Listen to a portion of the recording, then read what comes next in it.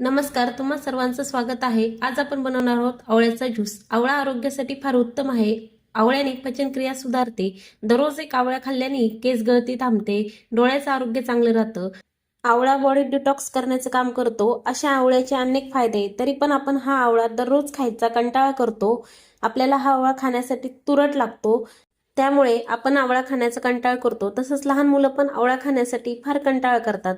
जर आपण या पद्धतीने ज्यूस बनवून लहान मुलांना दिलं आणि आपण सुद्धा रोज आपल्या खाण्यामध्ये आवळा जाईल आणि ह्या ज्यूस मार्फत जर आपण आवळा घेतला तर तो चवीला पण फार छान लागेल।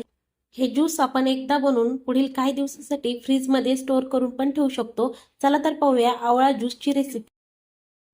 आवळा ज्यूससाठी मी इथे 10 ते 15 आवळे पाण्यामध्ये उकळून घेतले आहेत। हे आवळे मी 5 ते 6 तास पाण्यामध्ये आधी भिजवून घेतले होते आणि त्यानंतर वाफवून घेतले आहेत।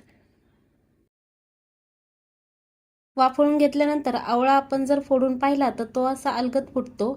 अशा प्रकारे आवळ्यातल्या बिया आपल्याला काढून घ्यायच्या आहेत। पाहू शकता की आवळा हा व्यवस्थित फुटत आहे। आवळा उकळून घेतल्याने एकदम नरम झालेला आहे। उकडलेले आवळे आपण एका मिक्सरच्या भांड्यामध्ये काढून घेऊयात। यामध्ये मी 1 चमचा साखर घालते। साखर घातल्याने आवळ्याचा तुरटपणा हा कमी होतो। आता घालूया थोडासा चाट मसाला, ब्लॅक सॉल्ट घालून घेऊयात। यामध्ये अर्ध्या लिंबाचा रस घालत आहे मी 1 चमचाभर।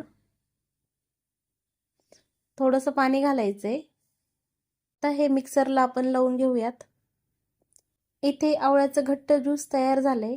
हे ज्यूस मी एका काचेच्या भांड्यामध्ये काढून घेत आहे। हे एका बॉटलमध्ये भरून आपण फ्रीजमध्ये काही दिवसासाठी हे स्टोअर करून ठेवू शकतो आणि जसं लागेल तसे आपण यूज करू शकतो। इथे ज्यूस मी घट्ट असं काढून घेतले। आता एक ग्लासमध्ये आपण आवळा ज्यूस करायला घेऊयात। इथे जे आपण सुरुवातीला ज्यूस काढलं होतं घट्ट ज्यूस, ते आपण ग्लासमध्ये भरत आहोत। त्यामध्ये फक्त आपल्याला पाणी घालायचे। हे थंड पाणी आपल्याला घालायचे। इथे चिमूटभर मी ब्लॅक सॉल्ट आणि जिरा पावडर घालत आहे। आपले आवळा ज्यूस तयार आहे। अशा पद्धतीने ज्यूस केलं तर ते प्यायला फार छान लागतं, त्याची चव पण छान लागते। तुम्ही ही जी रेसिपी नक्की करून बघा आणि रेसिपी आवडली तर कमेंट्स बॉक्समध्ये नक्की कळवा।